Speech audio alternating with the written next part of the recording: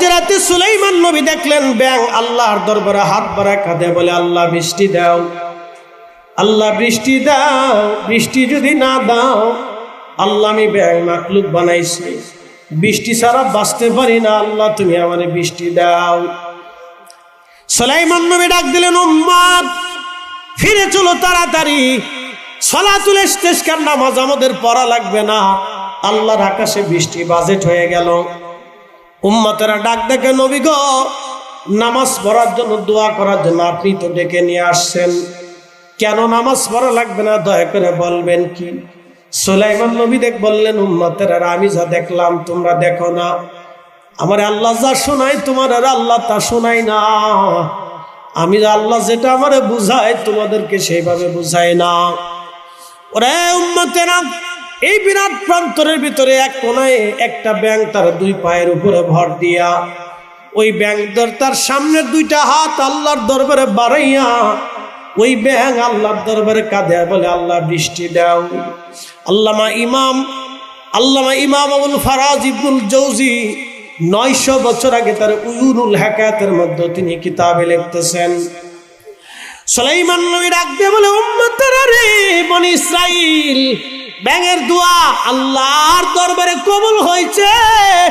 একসাথে বলেন আল্লাহু আকবার। এই জন্য ব্যাঙে যদি ডাকে তাহলে বুঝবেন ব্যাঙ বৃষ্টির জন্য কান্দে, ব্যাঙে যদি বৃষ্টি নামার পরে ডাকে তাহলে বুঝবেন ব্যাঙ আল্লাহর শুকর আদায় করতেছে, ব্যাঙ কখনো মারবেন না।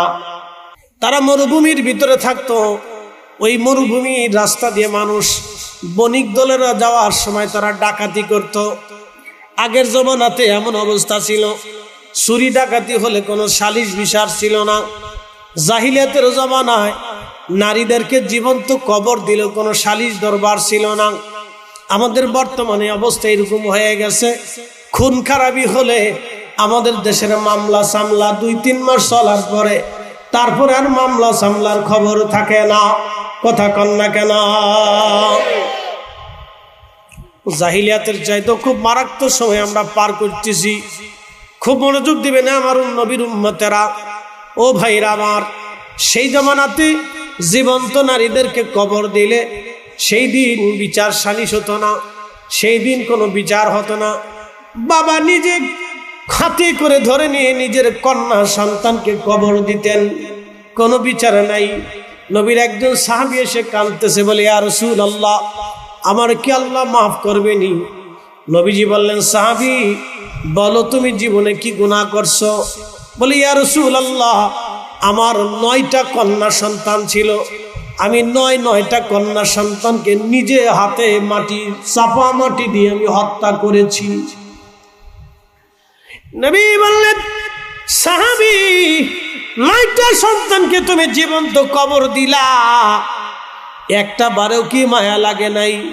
বলে হুজুর 8টা মেয়েকে আমি কবর দিয়েছিলাম, কোনো মায়া লাগে নাই, কিন্তু শেষ ছোট্ট মেয়েটাকে যখন কবর দিচ্ছিলাম তখন একটু একটু মায়া লাগছিল।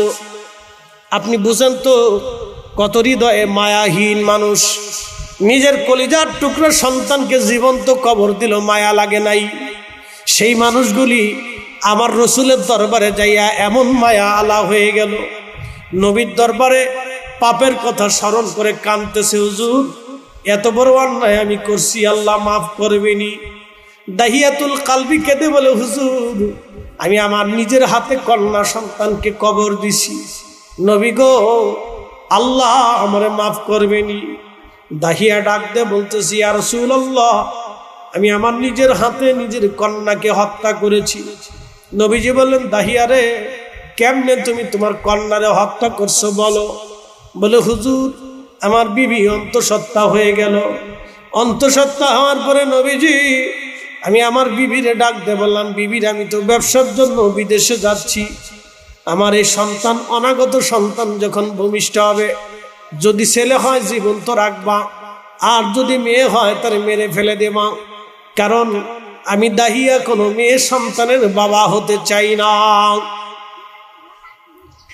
দাহিয়া নাকতে বলে, নবীজি ব্যবসার জন্যই আমি চলে গেলাম বহুদূর, বহু বছর পরে ফিরে আসছি, আসার পরে ঘরের দরজায় গেছি, দেখি বিবি দৌড়ায় আসছে। বিবির সাথে একটা ছোট্ট মেয়ে, সুন্দর নুরানি চেহারা, বড় চমৎকার একটা ছোট্ট মেয়ে দৌড়ায় দৌড়ায় আসে। ডাক দিলাম, বিবি রে, এই মেয়েটা কার? বিবি ডাক দে বলে, স্বামী রে, আমার রেহেমে যে সন্তান রেখে দিয়ে গিয়েছিলেন, এই সন্তান ভূমিষ্ঠ হয়েছে, এটাই আমাদের কন্যা সন্তান। আমার ছেলে হয় নাই, আমার মেয়ে হয়েছে। নবীজি দাহিয়া ডাক দে বলি, ইয়া রাসূলুল্লাহ, আমি স্ত্রীকে ডাক দে বললাম, বিবি রে, তোমারে না বলছি ছেলে হইলে জীবিত রাখবা, মেয়ে হইলে জীবন্ত কবর দেবা? আরে বিবি, আমার এই কন্যা সন্তানকে কেন জীবন্ত রাখছো? বিবি ডাক দে বলে, স্বামী গো, স্বামী রে, আমি তো মা হয়ে কি করে সন্তানকে কবর দেই? আমি মা হয়ে কেমনে কবর দেই গো স্বামী? আমি মা হয়ে কন্যা সন্তানটাকে আমি কবর দিতে পারি নাই। স্বামী রে, আমি তো মা, তোমার কদমে আমি ভিক্ষা চাই। আমার মেয়েটাকে তুমি মাইরো না, আমার এই কন্যা সন্তানটাকে তুমি আমাকে ভিক্ষা দাও। স্বামী রে, আমার এই কন্যা সন্তানটাকে তুমি জীবন্ত কবর দিও না গো স্বামী, আমি তোমার কাছে আমার সন্তানটাকে ভিক্ষা চাইতেছি। দাহিয়া বললেন, হুজুর, আমি মনে মনে ফিকির করে রাখলাম এই মেয়েটাকে আমি বাঁচতে দেব না, কিন্তু এখন যদি আমি মারতে যাই আমার স্ত্রী কষ্ট পাবে। ইয়া রাসূলুল্লাহ, আমি সময়ের অপেক্ষা করতেছিলাম, দীর্ঘদিন পার হয়ে গেল। নবীজি পার হয়ে যাওয়ার পরে আমি আমার স্ত্রীকে বললাম, বিবি রে, আমার মেয়েটাকে আমার কোলে দিয়ে দাও। মেলা থেকে, বাজার থেকে তারে ঘোরাই নিয়ে কিছু কাপড় চোপড় কিনে দেই। বিবিকে ফাঁকি দি বাচ্চাটাকে কাঁধে করে নিয়ে রওনা করলাম। নবী গো, যেতে যেতে মরুভূমির ভিতরে চলে গেলাম। হুজুর, সাথে করে নিয়েছিলাম কুদাল। মরুভূমির গভীরে যখন যাই, মেয়েটা বলতেছিল, আব্বু, তুমি আমারে কোন জায়গা নিয়ে যাও? মেয়েটা এই কথা বলার পরে আমি বললাম, মেয়েরে, কিছু সময় পরেই বুঝবা তোমার ভাগ্যে কি আসতেছে। মারে, কিছু সময় পরে বুঝবা আমি তোমায় কোথায় নিয়ে যাই। হুজুর, মেয়েটা আমার তখনও জানে না কিছু সময় পরে আমি তার জীবন্ত কবর দিব। নবীজি, তখন আমার বিন্দু মাত্র মায়া লাগে নাই। হুজুর, আমার মায়া হয় নাই, দয়া হয় নাই।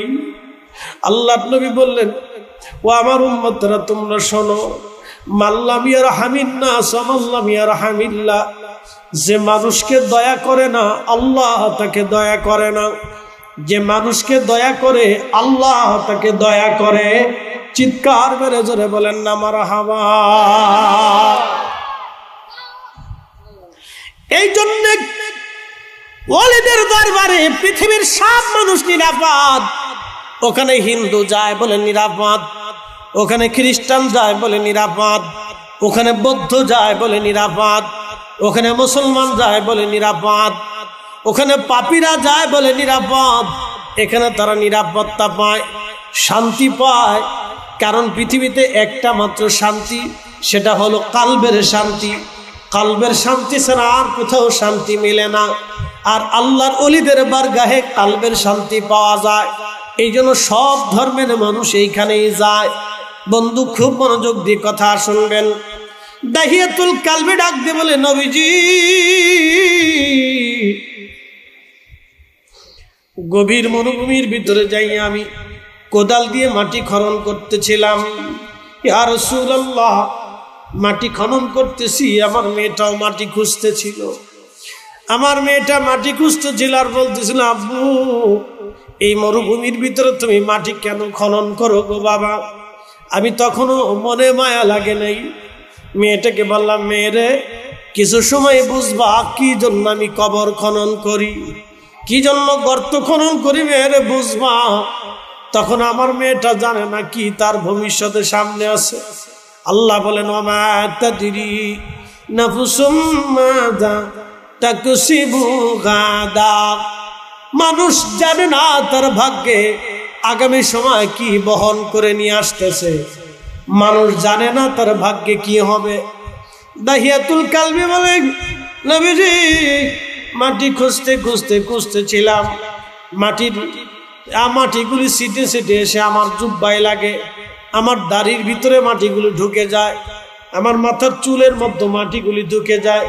নবী গো, আমি ওই কবরের পারে বসে আছি, ছোট্ট মেয়েটা কোলের মধ্যে বসে আমার দাড়িগুলি ধুলাবালি পরিষ্কার করতেছিল, কচি হাত দিয়ে আমার দাড়ির ধুলাবালি পরিষ্কার করে আর বলে, আব্বু তুমি কেন কবর খনন করো গো বাবা? তখন আমি বললাম, মেয়েরে কিছু সময় পরে বুঝবা তোমার ভাগ্যে কি আসতেছে। হুজুর, আমার মেয়ের এই ভালোবাসাও আমার মনে মায়া লাগে নাই। নবীজি, আমার তখনও দয়া হয় নাই। আল্লাহ নবীর চক্ষু মোবারক দিয়ে পানি এসে গেল, পানি পড়ে পড়ে দাড়ি মোবারক ভিজে যাচ্ছিল। আল্লাহ নবী কাঁদতেছিলেন। সাহাবী দাহিয়াতুল কালবি রাদিয়াল্লাহু আনহু কাঁদে, নবীজি বসে বসে কাঁদে, দাহিয়াতুল কালবি বসে বসে কাঁদে। আল্লাহর নবী কাঁদার বলে, দাহিয়া তোমার কি একটু মায়া লাগে নাই? বলে, না ইয়া রাসূলুল্লাহ, আমার বিন্দু মাত্র মায়া লাগে নাই। নবীজি কবর খনন করা হয়ে গেল। গভীর কবরে আমি আমার মেয়েটাকে ধাক্কা দিয়ে ফেলে দিলাম। মেয়েটা কবরের ভিতর থেকে উঠতে পারতেছিল না। আমি উপর থেকে কোদাল দিয়ে কবরের মধ্যে মাটি ফেলতেছিলাম। মেয়েটা আমার কেঁদে কেঁদে বলতেছিল, আব্বু তুমি আমাকে জানে মেরে ফেলো না গো বাবা, বাবা গো তুমি আমার জীবন ভিক্ষা দাও গো বাবা। মেয়ে হওয়ার কারণে যদি আমি অপরাধী হই গো বাবা, পৃথিবীর অন্য কোথাও আমি চলে যাব, বাবা গো বাবার পরিচয় আমি দেব না। আব্বু তুমি আমারে কবর থেকে উঠায় আমারে মাইরো না, জানে মেরো না, আমার জীবন ভিক্ষা দাও। আমার তখনও মায়া লাগে নাই। ইয়া রাসূলুল্লাহ, আমি মাটি দিয়ে দিয়ে দিয়ে দিয়ে হুজুর পরিপূর্ণভাবে গর্তটাকে বুঝিয়ে দিলাম। আমার মেয়েটাকে ওই গহীর মরুভূমির ভিতরে আমি দাফন করে দিলাম, জীবন্ত কবরস্থ করছি। নবীজি, এত বড় গুনাহ আমার মাফ হয়েছে নি? ইয়া রাসূলুল্লাহ, আমার অপরাধ ক্ষমা হয়েছে নি? নবী গো, আল্লাহ আমারে মাফ করছেনি, আমারে ক্ষমা করছেনি। আল্লাহ নবী চোখের পানি ছেড়ে ছেড়ে কাঁদতেছিলেন, দাড়ি মোবারক গুলি ভিজে ভিজে যাচ্ছিল।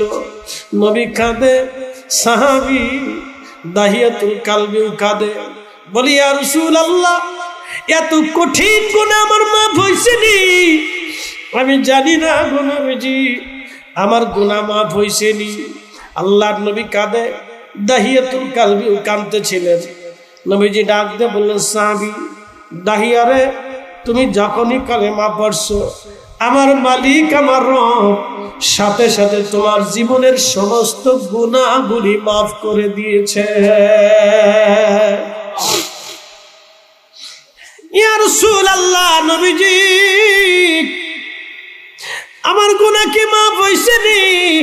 নবীজি ডাক দেখে, দাহিয়ারে, তোমার জীবনের গুনাহ মাফ হয়ে গেছে, তুমি কালেমা পড়ার সাথে সাথে মাফ। শয়তান যখন ওয়াকানা মিনাল কাফিরিন বলে আল্লাহ ঘোষণা দিলেন, এরে আজাজিল তুই আমার দরজা থেকে বিতাড়িত হয়ে যা।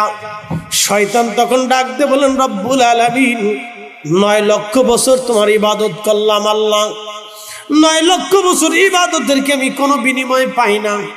বলে, শয়তান তুমি কি চাও? বলে, রব্বুল আলামিন, আমার 1 নাম্বার 3টে জিনিস আমি চাবো। আল্লাহ তো সবই জানে সে কি চাবে বল। 1 নাম্বার কিয়ামত পর্যন্ত হায়াত দিবা। আল্লাহ বলে, শয়তান রে, কিয়ামত পর্যন্ত তোরা হায়াত দিলাম, 2 নাম্বার কি চাস? তখন শয়তান ডাক দে বলে, রব্বুল আলামিন, তাম পৃথিবী সফর করে ঘুরে আসবো, 1 সেকেন্ডের মধ্যে তুমি আমার ক্ষমতা দিয়ে দিবা। আল্লাহ বললেন, তাও দিলাম। তাম সৃষ্টি ঘুরে আসবি, 1 সেকেন্ডে ক্ষমতা দিয়ে দিলাম। আর কি চাস? বলে, রব্বুল আলামিন, তুমি আদম সন্তানের কারণে আমি তোমার দরজা থেকে বিতাড়িত হয়েছি, যে আদমের কারণে আমি বিতাড়িত হইলাম, ওর সন্তানদেরকে আমি কখনো জান্নাতে ঢুকতে দেব না। আমি তাদের রক্তের শিরার ভিতরে দিয়ে ঢুকবো, কালবের মধ্যে আমি বসবো, বৈশা বৈশা কালবে বসে বসে ধোঁকা দিব। আল্লাহ আপনি সেই ক্ষমতা আমার দিয়ে দেন। আল্লাহ বললেন তাও দিলাম, কি করবি? বলে রব্বুল আলামিন, আল্লাহ কিয়ামত পর্যন্ত তুমি আমার হায়াত দিলা, এর ভিতরে আমি জানি আমার মৃত্যু আসবে না। রব্বুল আলামিন কিয়ামত পর্যন্ত আদম সন্তান দুনিয়াতে বেঁচে থাকবে, আমি জানি একটার পর একটা আদম সন্তান দুনিয়াতে আসবে, আর আমি কিয়ামত পর্যন্ত হায়াত পাবো। আল্লাহ কিয়ামত পর্যন্ত আমি আমার শক্তি দিয়ে তোমার বান্দাদেরকে জাহান্নামী বানানোর চেষ্টা করব। আল্লাহ তারপর আর একটা ক্ষমতা তুমি আমারে দিছ, সেই ক্ষমতা তামাম দুনিয়া ঘুরে আসবো, 1 সেকেন্ডের ভিতরে চোখের পলকে তামাম সৃষ্টি ঘুরে আসবো। এই ক্ষমতা তুমি আমারে দিছ আল্লাহ। আল্লাহ তামাম সৃষ্টির সব মানুষের ভিতরে আমি ঢুকবো, এই ক্ষমতাই তুমি আমারে দিছ। আল্লাহর একটা ক্ষমতা তুমি আমারে দিছ, বান্দার রক্তের শিরার ভিতরে দিয়ে ঢুকে আমি কালবের মধ্যে আইসা বৈশা বৈশা ধোঁকা দিব। নামাজ পড়িস না, রোজা রাখিস না, হজ করিস না, যাকাত দিস না, মিথ্যা কথা বল, সুদের কারবারি কর, ঘুষের কারবারি কর, অন্যায় কর, মিথ্যা সাক্ষ্য দে, মারামারি কর, কাইজে ডেঙ্গা কর, আরেকজনের ক্ষতি কর, অমুকের ভালো যাতে না হয়, অমুকের নামে মিথ্যা কথা বলবো, ভেজাল বাড়াবো। আল্লাহ এইভাবে আমি বান্দারে ধোঁকা দিতে থাকবো। আল্লাহ আমি আজাদিল তোর ইজ্জত জালালের কসম করে বলি, যে আদমের কারণে আমি তোমার জান্নাত থেকে বিতাড়িত হইলাম, আল্লাহ ওই আদম সন্তানকে আমি ধোঁকা দিয়ে দিয়ে জাহান্নামী বানাবো, গুনাহ করাবো। আল্লাহ তোর একটা বান্দাকে জান্নাতে ঢুকতে দিব না, আল্লাহ তোর কসম করে বললাম। খুব মনোযোগ দিয়েন, এই জন্য আল্লাহ বলেন বলা তাত্তাবিউ খুতুওয়াতিশ শাইতান, হে বান্দা শয়তানের ইত্তেবা করিও না, ইন্নাহু লাকুম আদুবুম মুবিন, সে প্রকাশ্য দুশমন। রব্বুল আলামিন তোর বান্দা জান্নাতে ঢুকতে দিব না। আল্লাহ তখন জালালি হয়ে গেলেন। একসাথে বলবেন আল্লাহু আকবার। না না, আরো জোরে বলেন আল্লাহু আকবার। আল্লাহ জালালি হয়ে গেলেন, আল্লাহ রাগান্বিত হয়ে গেলেন। আল্লাহ ধমক দিয়ে বলেন, আরে শয়তান তুই শুনে রাখ, আমি রবের ইজ্জত ও জালালের কসম করে বলতেছি, তুই তোর সর্বশক্তি দিয়ে আমার বান্দারে গুনাহ করাবি। এই জন্য আপনিও গুনাহ করেন, আমিও গুনাহ করি, ইমাম সাহেবও গুনাহ করে, মুসল্লিও গুনাহ করে, মুতল্লিও গুনাহ করে, সভাপতিও গুনাহ করে, যিনি মাহফিল দিলেন তিনিও গুনাহ করে, যারা সাজাইলেন তারাও গুনাহ করে। কি কথা কর না কে করে না? করে না? যারা টাকা দিছে তারাও গুনাহ করে। কি করে? কি করে না? তাদের গুনাহ হয়। যারা টাকা দিলেন তাদের গুনাহ হয়, যারা প্যান্ডেল করলেন তাদের গুনাহ হয়। যিনি মরহুম ফকির সাহেব, তিনার এই সন্তান, তিনার বড় ছেলে এই মাহফিলটা সাজাইছে, তিনার সন্তান। বন্ধু খুব মনোযোগ দিবেন, তিনারও গুনাহ হয়। যিনি মাহফিল দিয়েছেন তিনার গুনাহ হয়। বন্ধু যিনারা তাবরক রান্না করছেন তিনাদের গুনাহ হয়। মহিলারা ভিতর থেকে তারা সাহায্য করছেন তাদেরও গুনাহ হয়। শয়তান গুনাহ করায়, শয়তান গুনাহ করায়। একমাত্র নবীরা গুনাহবিহীন, নবীদের কোনো গুনাহ নাই, আমাদের গুনাহ আছে। আল্লাহ ধমক দিলেন, আরে শয়তান আমি আল্লাহর ইজ্জত ও জালালের কসম করে বলি, আমি আল্লাহর ইজ্জত ও জালালের কসম করে বলি, তুই আমার বান্দারে গুনাহ করাবি, আর আমার বান্দা গুনাহ করার পরে আমার কাছে হাত তুলে কাকুতি মিনতির সাথে মাপ চাবে। সে মাপ চাইতে দেরি হবে, আমি আল্লাহ আমার বান্দার জীবনের গুনাহ মাফ করতে দেরি করব না। না না, একসাথে বলেন আল্লাহু আকবার। ভয় পাইলে তো আপনি পরাজিত হয়ে যাবেন। আশা থাকেন আমার রব মাফ করবে। বলে কি করে মাফ করবে? আল্লাহ রব্বুল বলে দিলেন, কুল, ও আমার নবী বন্ধু আপনি বলে দেন। একসাথে কন্যা মারহাবা। আল্লাহ কাকে বললেন? তার হাবিবকে বললেন, হাবিব আপনি আপনার উম্মতরে বলে দেন, আমার বান্দাদেরকে বলে দেন, ইয়া ইবাদিয়াল্লাযীনা আসরাফু আলা আনফুসিহিম, হে আমার বান্দারা, তোমরা নফসের সাথে যত জুলুম করো না কেন, কবিরা গুনাহ করে ফেলছো, অন্যায় করে ফেলছো, অপরাধ করে ফেলছো, আরে বান্দা লা তাকনাতু মির রাহমাতিল্লাহ,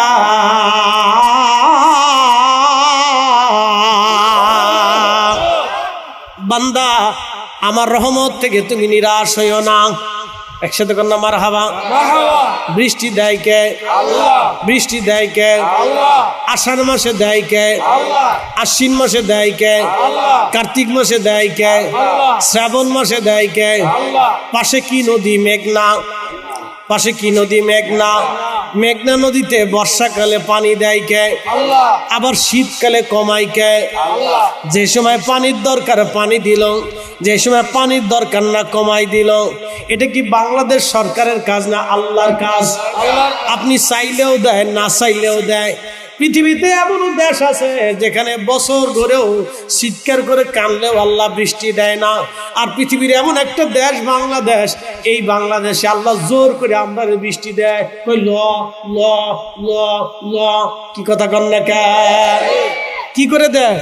জোর করে আল্লাহ দেয়, নে নে তোরা নে বৃষ্টি নে। আল্লাহ জোর করে দেয়, তোরা নে বৃষ্টি, তোরা বৃষ্টি নে। আল্লাহ জোর করে আমরা বৃষ্টি দেয়। মুসলমান খুব মনোযোগের সাথে শুনবেন বাবাজি আমার। আল্লাহর নবীর দরবারে এক সাহাবী এক পেয়ালা দুধ নিয়ে এসেছেন। তিনি বেশি কিছু নাই, মাত্র এক পেয়ালা দুধ আনার পরে সাহাবী বললেন, ইয়া রাসূলুল্লাহ, আমি গরিব মানুষ, দেওয়ার মতো কিছুই নাই নবী গো, মাত্র এক পেয়ালা দুধ এনেছি, আপনি কবুল করে নেন। আল্লাহর নবী হযরত আবু হুরায়রাকে জিজ্ঞেস করলেন, আবু হুরায়রা বললেন, লাব্বাইক ইয়া রাসূলুল্লাহ, বলো তো আমার আহলে সুফার সাহাবী আছে কয়জন? আহলে সুফা কারা? মসজিদে নববীতে যদি কোনোদিন যান তাহলে রওজা শরীফের বাগ, যেখানে নবীজি রওজা শরীফ, এটাই ছিল হুজরা মুবারক। এই হুজরা মুবারকে ওহী আসতো। বাম পাশে একটা দরজা আছে, এই দরজার নাম বাবে জিব্রাইল, জিব্রাইল আলাইহিস সালামের দরওয়াজা। এই দরওয়াজাটা, এই জানালাটা সব সময় খোলা থাকে, কখনো বন্ধ হয় না। এই দরজা দিয়ে জিব্রাইল আসতেন। আর একটা দরজা আছে তার পিছনে, এই দরজার নাম বাবুন নেসা, মহিলারা এই দরজা দিয়ে আসতেন। আম্মাজানদের কাছ থেকে তারা মাসলা মাসাইল জিজ্ঞেস করে যেতেন।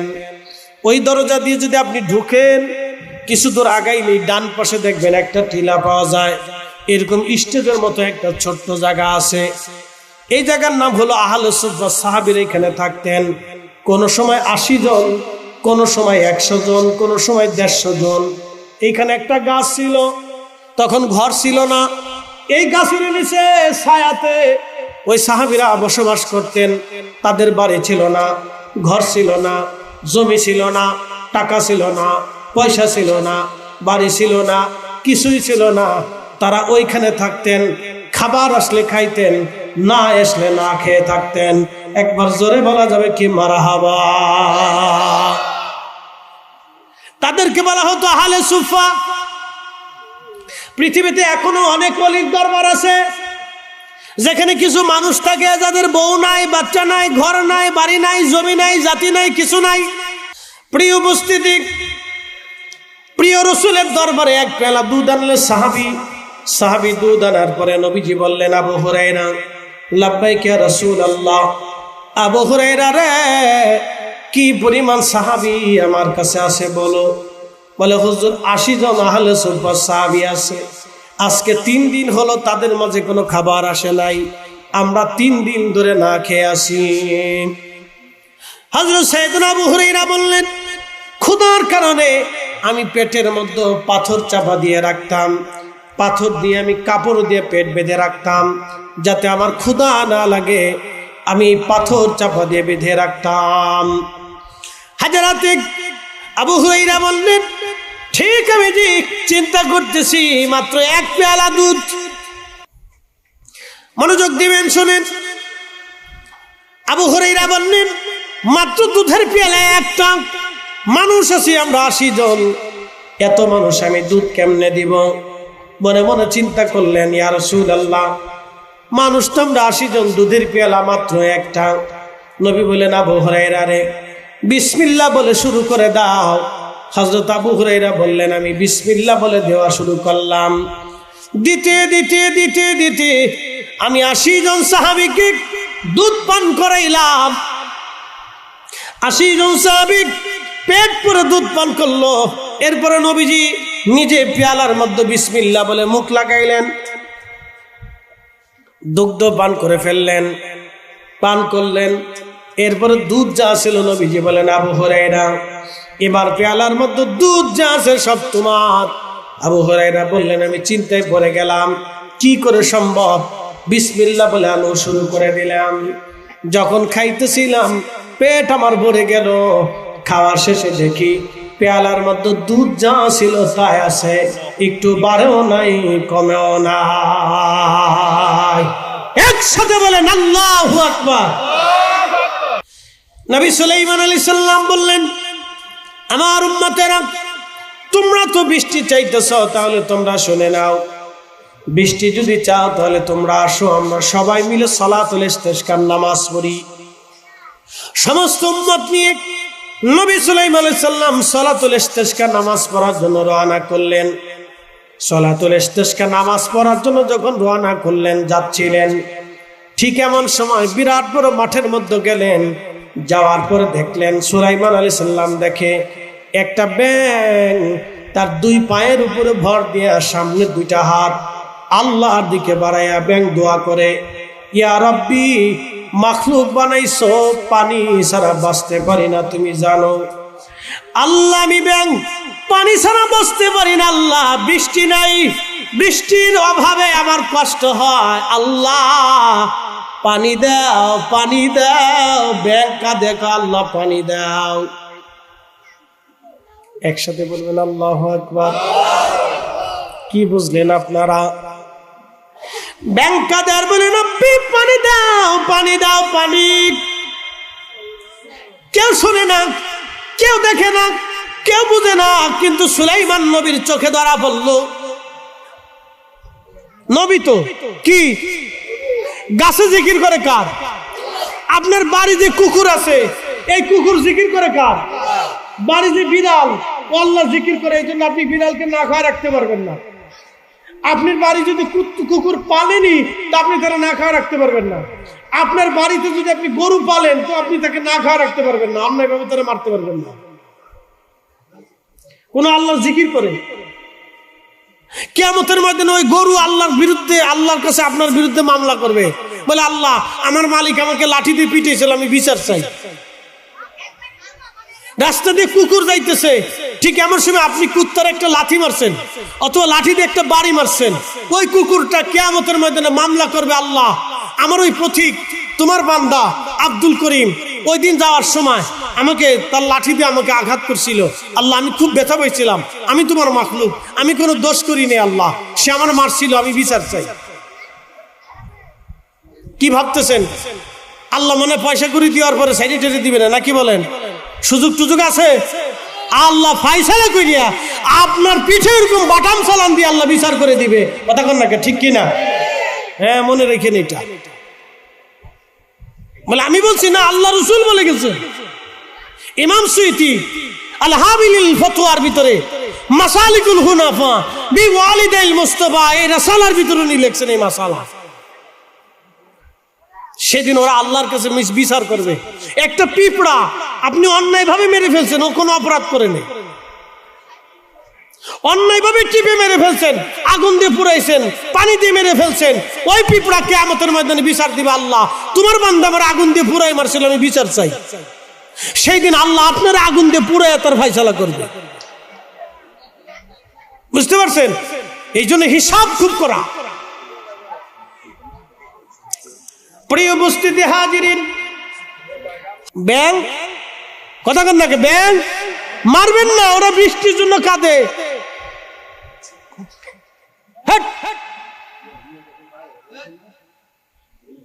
ওদেরকে ভিতরে তাবারকের কাছে পাঠাই দিন, ওরা এনে গল্প করতেছে। কত জায়গা আছে। আচ্ছা আমরা একসাথে বলি না আল্লাহু আকবার। লা হাওলা, যারা বলে লা হাওলা ওয়ালা কুওয়াতা ইল্লা বিল্লাহ। তাহলে বৃষ্টি শুরু হয়ে গেল, ব্যাঙের দোয়ায় বৃষ্টি শুরু হয়ে গেল। তাহলে মনে রাখবেন, মনে রাখবেন, জবান পবিত্র, চোখ পবিত্র, হাত পবিত্র, দেহ পবিত্র, নফস পবিত্র, আত্মা পবিত্র ব্যক্তিরা আল্লাহর কাছে চাইতে দেরি হয়, আল্লাহর আকাশ থেকে আসতে দেরি হয় না। এরাই হলো আল্লাহর খলিফা, এরাই হলো আল্লাহর ওলি। কথা বলেন ঠিক না বেঠিক? শোনেন, এই জন্য আমরা বলা যত সহজ, বাস্তবায়ন করা কঠিন। বাস্তবায়ন করতে হয়। এই জন্য কোন বান্দা আল্লাহর কাছে শ্রেষ্ঠ হয়ে রয়েছে আমি জানি না। এই জন্য কাউকে ধমক দেওয়া, গালি দেওয়া, আঘাত করা, মারা আল্লাহ রাসূল নিষেধ করছে। নবী বলছেন, এ আমার উম্মত, সেই মুসলমানই পবিত্র মুসলমান। আল মুসলিমু মান সালিমাল মুসলিমুনা মিন লিসানিহি ওয়া ইয়াদিহি, মিন লিসানিহি ওয়া ইয়াদিহি। ওই মুসলমানই হকপন্থী মুসলমান, যার জবান থেকে আর এক মুসলমান নিরাপদ থাকে, যার হাত থেকে আর এক মুসলমান নিরাপদ থাকে। মানুষ মানুষের ক্ষতি করে দুই ভাবে, এক ভাবে হলো জবান দিয়া, আর একটা হলো হাত দিয়া। দেখবেন হয় মন্দ বলে দোকানে বসে বসে। আমাদের বাংলাদেশে 4 দোকান হচ্ছে পার্লামেন্ট। এই 4 দোকানে এমপি আছে, মন্ত্রী আছে, মিনিস্টার আছে, সেনাপ্রধান আছে, সাংবাদিক আছে, বুদ্ধিজীবী আছে। বলে হুজুর এটা কেমন? 4 দোকানে বসলে দেখবেন দুনিয়ার আলোচনা সমালোচনা, এই সেই, কার মাইয়া কেমনে আটে, কার হুলা কেমনে চলে, কার বউ কেমনে চলে। আচ্ছা বলেন তো, কার বউ কেমনে হাঁটলো, ওই আর এক বেটার বউয়ের দিকে আপনার নজর গেল কে? কার মেয়ে কেমনে চললো, আর এক বেটার মেয়ের দিকে আপনার নজর গেল কে? কে কোন কাজ করতেছে এই নিয়ে সমালোচনা করার দরকার নাই। কোনো ব্যক্তি যদি ভুল করে, অন্যায় করে, তারে ডেকে এনে বুঝাইয়া তাকে ভুল থেকে সরাইয়া দেন। বসে বসে দূরে সরাইয়া ওই সমালোচনা কইরা, নিন্দামন্দ করে ভেজাল বাড়াইয়া, এই গ্রাম সেই গ্রাম, এই পাড়া সেই পাড়া, ভেজাল কখনো বাড়াবেন না। আল মুসলিমু মান সালিমাল মুসলিমুনা। খালি নামাজ পড়লেই মুসলমান হওয়া যায় না। আর এক মুসলমানের হাত থেকে, জবান থেকে, যদি আপনার হাত ও জবান থেকে আর এক মুসলমান যদি নিরাপদ থাকে তাহলে আপনি মুসলমান। আর যদি নিরাপদ না থাকে তাহলে আপনি নিজেকে আর মুসলমান বলতে পারবেন না। মুসলমান বলে আপনার কাছে লজ্জা করবে। মনে রাখেন, এটা আল্লাহ রাসূলের কথা। এই জন্য মুসলমান অনেক ঊর্ধ্বে। আমরা মানুষ হয়েছি কিনা আমরা জানি না। এই জন্য মানুষ হইতে হবে আমাদেরকে। প্রিয় ভাই আমার, মিলেমিশে থাকবেন। বলে হুজুর কেমনে মিলেমিশে থাকবো? আপনারা বুঝাই। ভাই ভাই, আত্মীয় স্বজন মিলেমিশে থাকবেন। বলে কেমনে থাকবেন? বুঝাইতেছি। ওয়াজ আমার শেষ, প্রায় 2 ঘন্টা আলোচনা চলতেছে। একসাথে বলবেন আল্লাহু আকবার। 2 ঘন্টার উপরে আলোচনা হয়ে যাচ্ছে, প্রায় 2 ঘন্টা আলোচনা হয়ে যাচ্ছে। ইনশাল্লাহ আলোচনার রীতি টানতেছি। আপনাদের দেশে পিঁপড়া আছে না? বন্যা হয় না আপনাদের এলাকায়? এখন খুব কম হয়, তাই না? আগে বেশি হইতো। বন্যা যখন হইতো তখন এই আপনারা না নৌকায় টকায় উঠে ডাঙ্গা টাঙ্গায় চলে যাইতেন। তো পিঁপড়া কি করতো? গরু ছাগল আপনারা ধরে নিয়ে যাইতেন। কিন্তু পিঁপড়া কি করতো? পিঁপড়াদেরকে আল্লাহ একটা বুদ্ধি দিছে। বলছিলাম প্রত্যেক সৃষ্টির ভিতরে এক একটা বৈশিষ্ট্য আছে। পিঁপড়ার ভিতরে আল্লাহ একটা বুদ্ধি দিল। পিঁপড়া একটা আর একটারে জড়াই ধরল, একটা আর একটারে জড়াই ধরল, জড়াই ধরে কয়েকশো পিঁপড়া একটা আর একটারে জড়াই ধরে পানির উপরে ভাসতে থাকে।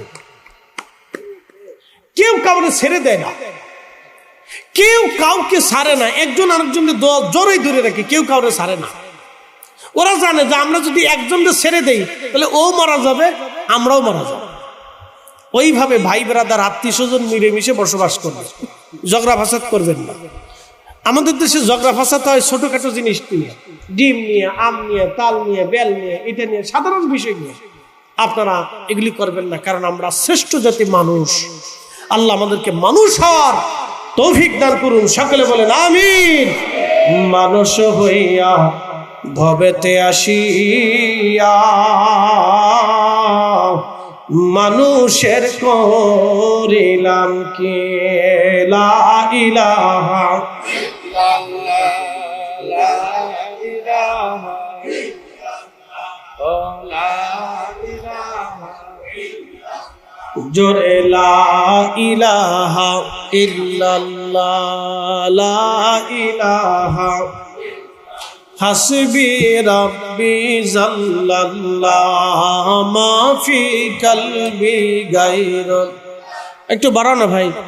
নূর মুহাম্মদ সাল্লাল্লাহু লা ইলাহা ইল্লাল্লাহ লা ইলাহা ইল্লাল্লাহ লা ইলাহা ইল্লাল্লাহ লা ইলাহা ইল্লাল্লাহ মুহাম্মাদুর রাসূলুল্লাহ। আব্দুল্লাহ যুল বাজাদাইন মদিনার সবথেকে ধনী ব্যক্তি ছিলেন।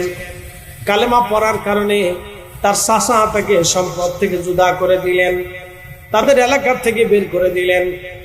মা তাকে একটা চাদর দিয়েছিলেন, চাদরখানা মা ভিক্ষা দিয়ে বললেন, বেটা আব্দুল্লাহ রে, কে তোমাকে উলঙ্গ করে দিল বলো? তখন আব্দুল্লাহ বললে, মা নবীর দরবারে কালেমা পড়ে মুসলমান হয়েছি, সেই জন্য চাচা আমাকে ঘর থেকে বের করে দিয়েছেন। আমার আব্বা জান নাই, আমি জানি আমি মদিনার সবচেয়ে ধনী পরিবারের সন্তান। ও মা, আমার চাচা আমাকে সম্পদ থেকে জুদা করেছে, আমার পরনের কাপড় পর্যন্ত খুলে নিয়ে চলে গেছে। ও মা, আমি জানি সন্তানের সর্বশেষ দুনিয়াতে আশ্রয়ের জায়গা হলো মায়ের কোল। সন্তান পৃথিবীর কোথাও জায়গা না পেলে মায়ের কোলে জায়গা হয়। মা গো, আমি আব্দুল্লাহ সম্পদহীন হয়ে গেলাম, আজকে জুদা হয়ে গেলাম। মারে, আমি তোমার কাছে সন্তান আশ্রয়ের জন্য আসছি। আব্দুল্লাহ যুল বাজাদাইনের মা বিধর্মী ছিলেন, তখন তিনি কালেমা পড়েন নাই। আব্দুল্লাহ যুল বাজাদাইনের মা চাদরখানা দিয়ে বললেন, ছেলে আমার, যদি কোনোদিন মুহাম্মদকে ত্যাগ করে আসতে পারো তো আমার কোলে আসবে, আর যদি নবী মুহাম্মদ সাল্লাল্লাহু আলাইহি ওয়াসাল্লামকে ত্যাগ করতে না পারো তো আমার কাছে কোনোদিন আসবে না। মুহাম্মাদের কালেমা ছেড়ে দিয়ে চলে আসো, আমি মায়ের কোল তুমি ফিরে পাবা। আর যদি নবী মুহাম্মদ সাল্লাল্লাহু আলাইহি ওয়াসাল্লামের কালেমা তুমি ছাড়তে না পারো, আব্দুল্লাহ তুমি মায়ের থেকে বিদায় নিয়ে চলে যাও। আমি মা তোকে আমার দরজা থেকে তাড়ায় দিলাম, কোনদিন মায়ের কোলে আর ফিরে আসবি না, চলে যা। আব্দুল্লাহ চোখের পানি ছেড়ে দিয়ে বলল, মা, আমি ভাবছিলাম তোমার কোলের ভিতরে আমার জায়গা হয়ে যাবে রে মা, আমি তোমার একটা মাত্র সন্তান, আজকে কালেমার কারণে তুমি আমার বিদায় দিয়ে দিলা রে মা। আমি আব্দুল্লাহ চলে গেলাম মা, জীবনে কোনোদিন তোমার সামনে আর আসবো না গো মা। তবে এটা বলে দিলাম, আমি মা ছাড়তে পারি, দুনিয়া ছাড়তে পারি, কিন্তু আমি আমার নবীর কদম ছাড়ব না। একসাথে বলেন আল্লাহু আকবার। তুমি মোদের আশার আলো, তাই তো তোমায় বাসি ভালো, তুমি মোদের আশার আলো, তাই তো তোমায় বাসি ভালো। হৃদয় নামের ফুল দানিতে, হৃদয় নামের ফুল দানিতে গেঁথে রেখেছি প্রেমের মালা। ইয়া রাসূলুল্লাহ, ইয়া হাবিবাল্লাহ, ইয়া রাসূলুল্লাহ। আব্দুল্লাহ চলে গেলেন, মা বিদায় দিয়ে দিলেন, দরবারে মুস্তাফাতে চলে গেলেন। চাদর হলো একটা, এই চাদরখানাকে মাঝখান থেকে ছিঁড়লেন, ছিঁড়ে একটা টুকরা দিয়ে তিনি লুঙ্গি বানাইলেন, আর একটা টুকরা দিয়ে তিনি গায়ের মধ্যে লাগাইলেন। কোনো কাপড় আর না। আব্দুল্লাহ যুল বাজাদাইন, এই জন্য ওনাকে বাজাদাইন বলা হইতো, দুই চাদরওয়ালা। এই যুবক মসজিদে নববীর ভিতরে বারান্দায় বসে বসে জোরে জোরে জিকির করতেন, আল্লাহ আল্লাহ আল্লাহ আল্লাহ আল্লাহ, জোরে জোরে জিকির করতেন আব্দুল্লাহ। সাহাবীরা, অন্যান্য সাহাবীরা হযরত ওমরের কাছে গেলেন, ওমর রে, আমরা তো সবকিছু সরাসরি আল্লাহ রসুলকে বলতে পারি না, আমাদের শরম লাগে। হযরত ওমর, তুমি একটু দয়া করে আল্লাহর নবীর কাছে বলো, আব্দুল্লাহর জোরে জোরে জিকিরের কারণে আমাদের ঘুমের ব্যাঘাত হয়, ইবাদতের ব্যাঘাত হয়, আমাদের কষ্ট হয়। আব্দুল্লাহকে বলে দাও সেগুলো জোরে জিকির না করে রসুলের দরবারে নালিশ দাও। হযরত ওমর প্রিয় নবীর কাছে যা বসলেন, ইয়া রাসূলুল্লাহ, সাহাবীরা একটা আবদার জানাইছে। বলো কি আবদার?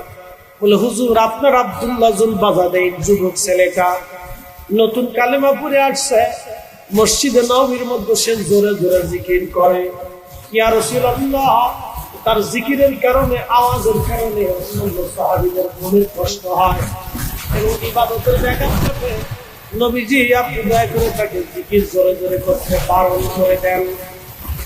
আল্লাহর নবী ডাকতে বলে, ওমর, সাহাবীদেরকে বলো আমার আব্দুল্লাহকে যেন তারা ছেড়ে দেয়, আমার আব্দুল্লাহকে জোরে জোরে জিকির করতে দাও, তারা থামায়ও না।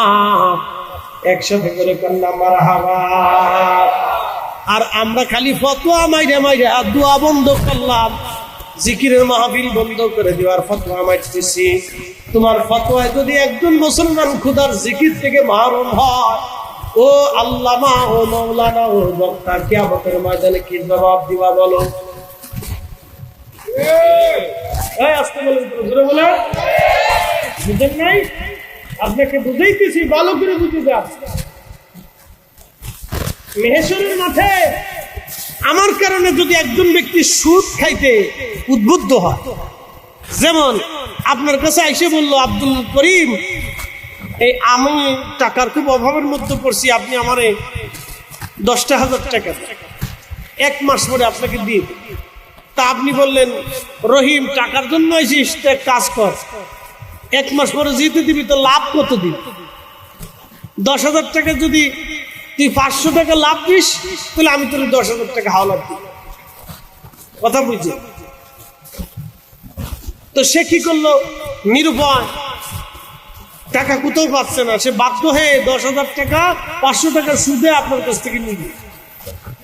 আপনি যে তার সুদ নিতে জবরদস্তি করলেন, সেই জন্য কি আপনার বড়, অনেক বড় নেকির কাজ হবে না? কি বলে?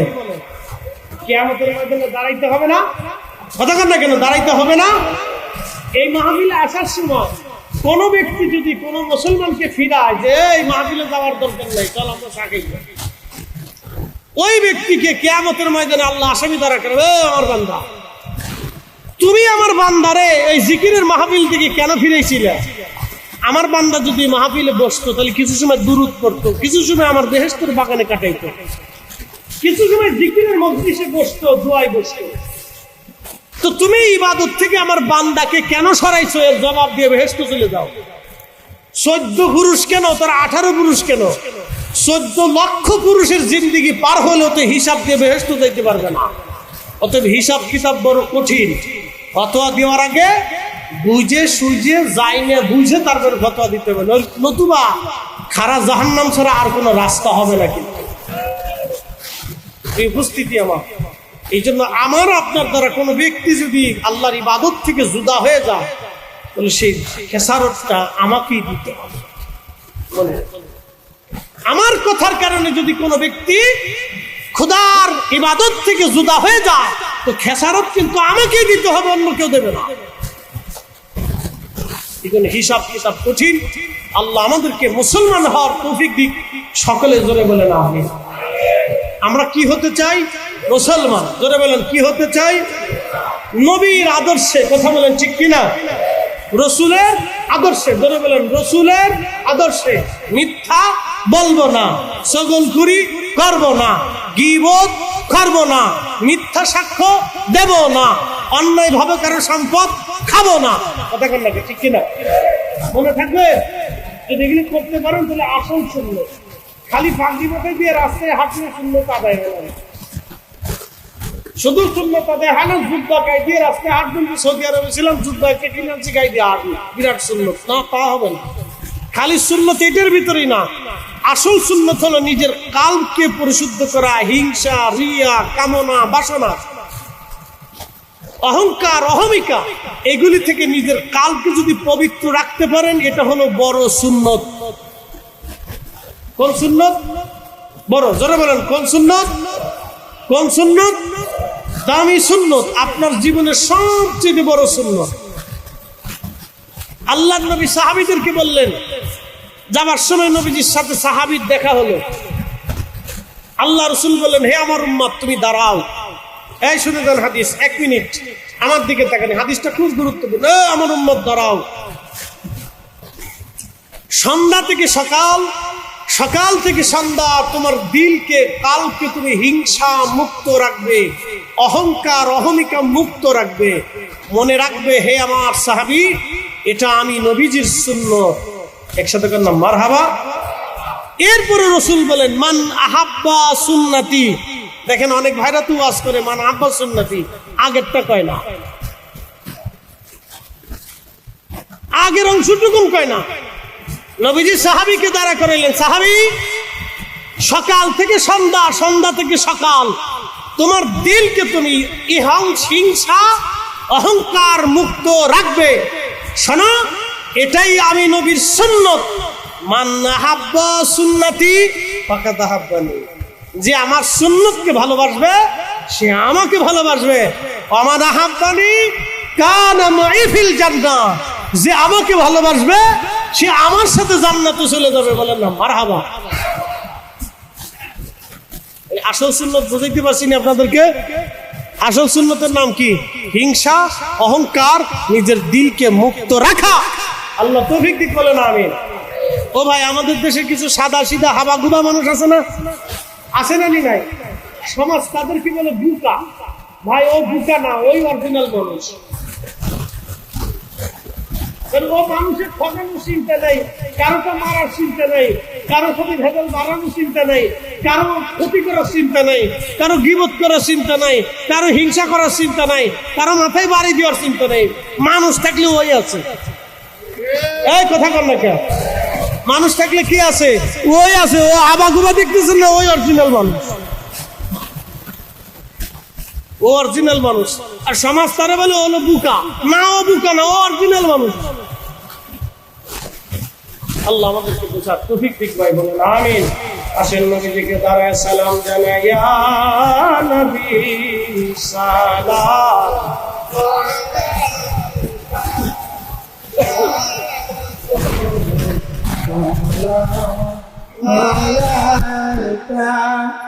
يا حبيب سلام عليك سلام। প্রিয় উপস্থিতি, খুব মনোযোগের সাথে কথাগুলি শুনবেন। বাবা আমার অনেক মায়েরা, আমার অনেক বোনেরা পর্দার আড়াল থেকে আমার কথাগুলি শুনতেছেন, খুব মনোযোগ দিয়ে কথাগুলি শুনবেন। প্রিয় বন্ধু, আমরা মুসলমান। আল্লাহ আমাদেরকে মুসলমান বানিয়েছেন। মুসলমান কাকে বলা হয়? আসলামতু লি রাব্বিল আলামিন। মুসলমান তাকে বলা হয় যিনি তার সমস্ত কিছুকে ওই মহান রবের কুদরতি কদমে যিনি সমর্পণ করে দেন, তাকে মুসলমান বলা হয়। খুব মনোযোগ দিবেন। আমরা তো মুসলমান, আমরা শ্রেষ্ঠ জাতি। আল্লাহ কোরআনে বললেন, কুনতুম খায়রা উম্মাতিন উখরিজাত লিন-নাসি তা'মুরুনা বিল মা'রুফি ওয়া তানহাউনা 'আনিল মুনকার। হে বান্দারা, তোমরা तमाम সৃষ্টির মধ্যে শ্রেষ্ঠ জাতি। তোমাদের মতো শ্রেষ্ঠ জাতি আমি আল্লাহ কোন উম্মতকে বানাই নাই। তোমরা শ্রেষ্ঠ জাতি। সব উম্মত থেকে আল্লাহ আমাদেরকে 70 গুণ মর্যাদা দিয়েছেন। 1 গুণ 2 গুণ না, 70 গুণ মর্যাদা। 1 গুণ 2 গুণ না। মুসা আলাইহিস সালামের উম্মত থেকে আল্লাহ আমাদেরকে 70 গুণ মর্যাদা দিয়েছেন। ঈসা রুহুল্লাহ আলাইহিস সালামের উম্মত থেকে আল্লাহ 70 গুণ মর্যাদা দিয়েছেন। সাইয়েদুনা ইব্রাহিম যাকে খলিলুল্লাহ বলা হয়, আল্লাহর বন্ধু বলা হয়, তার উম্মত থেকে আল্লাহ আমাদেরকে 70 গুণ মর্যাদা দিয়েছেন। হযরতে সাইয়েদুনা হযরতে ইসমাঈল আলাইহিস সালামের উম্মত থেকে 70 গুণ মর্যাদা দিয়েছেন। সৃষ্টির সমগ্র জাতির সত্য থেকে আল্লাহ আমাদেরকে 70 গুণ মর্যাদা দিয়ে কোরআনে ঘোষণা দিলেন, কুনতুম খায়রা উম্মাহ, তোমরা সর্বশ্রেষ্ঠ জাতি, সর্বশ্রেষ্ঠ জাতি। তোমাদের কাজ হলো তা'মুরুনা বিল মা'রুফি ওয়া তানহাউনা আনিল মুনকার। তোমরা মানুষদেরকে ভালো কাজের দিকে ডাকবা আর মানুষদেরকে খারাপ কাজ থেকে ফিরাইয়া রাখবা। মানুষদেরকে ভালো কাজের দিকে ডাকবা, খারাপ কাজ থেকে ফিরাইয়া রাখবা।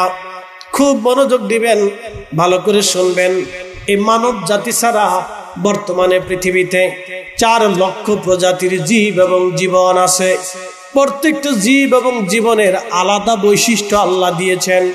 কুকুরের এক বৈশিষ্ট্য দিয়েছেন, বিড়ালের আর এক বৈশিষ্ট্য দিয়েছেন, মুরগি এক বৈশিষ্ট্য দিয়েছেন, হাঁসের আর এক বৈশিষ্ট্য দিয়েছেন, গরু ছাগলের এক এক বৈশিষ্ট্য দিয়েছেন, হাঁস মুরগি দুম্বা ভেড়া বকরির এক এক বৈশিষ্ট্য দিয়েছেন। আল্লাহ মানুষ হিসেবে আমাদেরও বৈশিষ্ট্য আল্লাহ আলাদা দিয়েছেন। খুব মনোযোগ দিবেন। আমি এক এক করে এক একটা সৃষ্টির গুণাবলী বলি আর মানুষের গুণাবলী আমি বলি। খুব মনোযোগ দেন। আমাদের পৃথিবীতে একটা প্রাণী আছে, প্রাণীর নাম হলো কুকুর। এই কুকুরটাকে আপনি খাওয়াবেন, পচা গলা যায় দেন না কেন? এই কুকুর আপনার বাড়ির সামনে পাহারা দিবে, আপনাকে পাহারা দিবে। সে মরে যাবে কিন্তু চোর ঢুকতে দেবে না। বলে কারণ কি? কুকুর আপনাকে বলে, মালিক তুমি আমার খাবার দাও, আমাকে ভরণ পোষণ দাও, আমাকে থাকতে জায়গা দাও। আমি তো আল্লাহর নিকৃষ্ট একটা প্রাণী, আমার ভিতরেও না পাক, আমার বাহিরেও না পাক। তুমি আমাকে খাওয়াইতে দায়বদ্ধ না, কিন্তু তুমি আমাকে আদর করে খাওয়াইলা। ও মালিক মানুষ, আমি তোমার খাবার খাইছি কিন্তু তোমার বাড়ি পাহারা দিলাম, তোমার বেঈমানি আমি করি নাই। দেখবেন কুকুর মারা যাবে কিন্তু বেঈমানি করবে না। একমাত্র মানব জাতি যাদেরকে আপনি সুন্দর করে খাবার দিবেন, আদর করবেন, 25 বছর সন্তান লালন পালন করার পরেও ওই সন্তান বাবা মার সাথে বেঈমানি করে, এরা কুকুরের চাইতেও নিকৃষ্ট।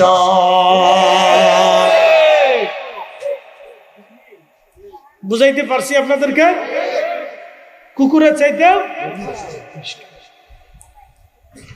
কারণ কুকুরের একটা গুণ আছে, সে প্রভু ভক্ত, মালিকের সাথে বেঈমানি করে না। কিন্তু আমরা মানব জাতি, আমাদের মালিক যিনি আল্লাহ, ওই আল্লাহর সাথে বেঈমানি করি। বলে হুজুর আল্লাহর সাথে বেঈমানি কেমন? ভাইয়ে জমি পায়, ভাইয়ের উচিত জমি বুঝাই দেওয়া। দেখলেন বরিশালে এক ভাই আর এক ভাইয়ের চোখ উঠায়, এক ভাই আর এক ভাইয়ের, এক ভাই আর এক ভাইয়ের, এক ভাই আর এক ভাইয়ের চোখ উঠায়। তার মানে বোঝা গেল কি? সে মূলত মানুষ হয় নাই। কথা কন নাকি? ঠিক কিনা? সে কি হয় নাই? মানুষ হয় নাই। দেখবেন কুকুরে কুকুরে মারামারি করে, এক কুকুর আর এক কুকুরে মারে, কিন্তু কুকুর কুকুরকে হত্যা করে না।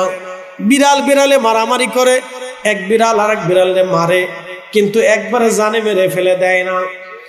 মোরগে মোরগে মারামারি করে, এক মোরগ আর এক মোরগকে ঠোকর দেয়, কিন্তু জানে মারে না। একমাত্র মানব জাতি নিজেরা যখন মারামারি করে, এক মানুষ আর এক মানুষকে জানে মেরে ফেলে দেয়। কি কথা কর না কেন?